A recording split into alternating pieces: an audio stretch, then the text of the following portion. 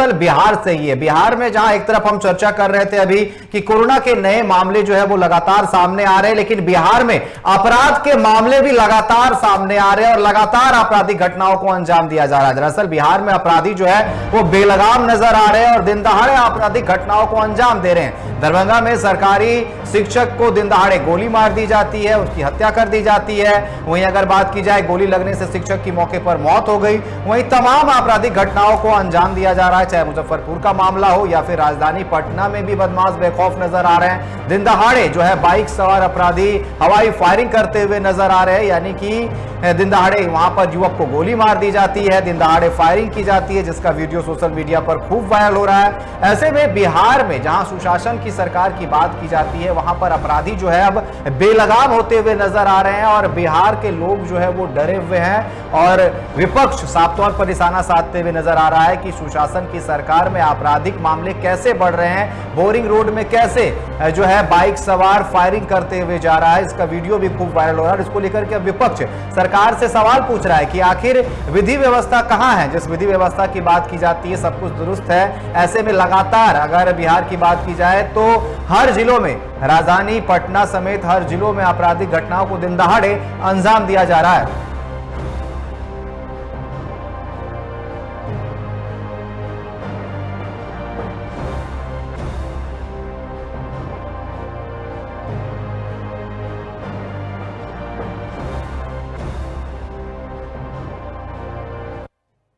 तो बिहार में बढ़ते अपराध पर जानकारी के लिए एक बार फिर से हमारे साथ संवाददाता राजीव कमल लगातार हमारे साथ बने हुए। राजीव, जिस तरीके से सुशासन की बात की जाती है, लेकिन अगर विगत 7 दिनों की बात कर ले, 1 महीनों की बात कर ले या फिर 24 घंटों की बात कर ले, तो राजधानी पटना समेत बाकी जिलों में आपराधिक घटनाएं जो है लगातार देखने को मिल रहे हैं। अपराधी बेखौफ नजर आ रहे हैं। चाहे बोरिंग रोड का वो वीडियो है जहां पर बाइक सवार अपराधी जो है फायरिंग करते हुए जा रहे हैं, हर जगह जो है ये तस्वीरें सामने आ रही है। ऐसे में जहां सुशासन की बात की जाती है, ऐसा नहीं लग रहा है अपराधियों का बोलबाला देखने को मिल रहा है।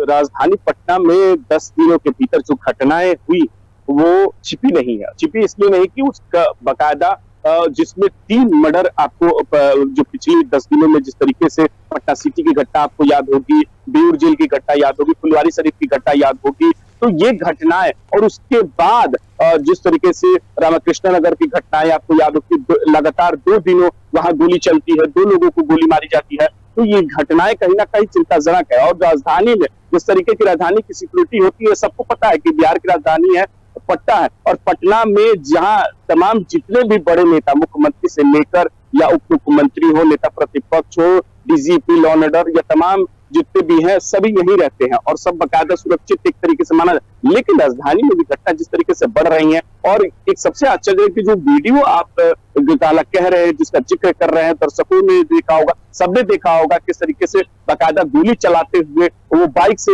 निकल रहे हैं, तो खौफ जो है वो कहीं ना कहीं कम हुआ है। इसकी एक तरीके से बानगी आपको देखने को मिलेगी। और आज भी एक वीडियो जो है एक कट्टा निकालते हुए एक दिखाई दे रहा है, एक लड़का, भले उसकी हम पुष्टि तो नहीं करते, लेकिन हाँ ये बताया जा रहा है कि मरीन ड्राइव का बताया जा रहा है, वो एक झगड़े में उस तरीके से वो बंदूक निकाल रहा। तो ये भी बहुत चिंता का विषय है कि 10 दिनों में जिस तरीके की घटनाएं राजधानी में हुई, यानी कि ये बहुत बड़ा सवाल खड़ा करता है, क्योंकि जब पूरा आला कमान यही है और पूरी सुरक्षा की अगर पूरी एक तरीके से सब कुछ यही है, तब फिर ऐसी घटनाएं कैसे हो जा रही है? क्योंकि प्रधानमंत्री का लेकिन राजीव जी, यहाँ यही सवाल मेरे तरफ से भी था। प्रधानमंत्री का जिक्र करते शायद आप भी उस सवाल पर आ गए पहले ही कि प्रधानमंत्री का आगमन होना है, तारीख तय है कि 29 और 30 को 2 दिवसीय दौरा उनका होने वाला है। ऐसे में क्या वहां पर पहले से ही सुरक्षा एजेंसियां जो है वो यहाँ पर एक्टिव हो जाती है? और ऐसे में पिछले 10 दिनों में जिस तरीके से आपराधिक घटनाओं को अंजाम दिया जा रहा है, ऐसा नहीं लग रहा है कि विपक्ष जिस तरीके से लगातार सवाल पूछ रही है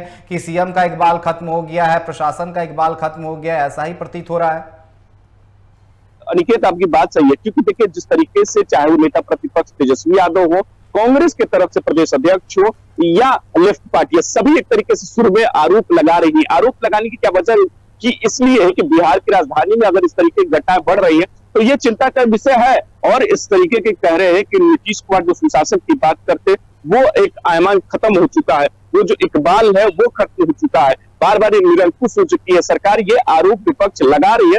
तो इसकी भी वजह है। अगर ये वजह हो रही है कि 10 दिनों में इस तरीके राजधानी में घटनाएं हुई है, तो ये चिंता का विषय है। सरकार को इस पर संज्ञान लेना चाहिए। सरकार को, डीजीपी को या तमाम जितने भी उससे जुड़े हुए अधिकारी हैं, उनको इस पर जरूर संज्ञान लेना चाहिए, क्योंकि इससे सरकार की छवि खराब होती है, ये नो डाउट। लेकिन इसको लेकर, जैसे प्रधानमंत्री का दौरा है, 2 दिवसीय दौरा है, और आज 28 तारीख है, 29 और 30 2 दिन का दौरा है, उससे पहले सुरक्षा एजेंसी अलर्ट पे हो जाती है। क्योंकि देखिए, प्रधानमंत्री का जो कवरअप होता है वो बहुत बड़ा होता है, एसपीजी से कवरअप है, बड़ी उनकी एक तरीके से जो है वो सुरक्षा में कोई चूक नहीं होनी चाहिए। तो इसको लेकर जो है वो बैठकें भले हुई है, बैठकें तमाम बैठकें हुई हैं, पूरी सुरक्षा व्यवस्था, चाहे बीजेपी कार्यालय से लेकर आपको एयरपोर्ट से लेकर बीजेपी कार्यालय तक तमाम सुरक्षा बढ़ा दी गई है। पूरी सुरक्षा व्यवस्था, लगभग 5000 से ज्यादा एक तरीके सुरक्षा कर्मी को लगाया गया है।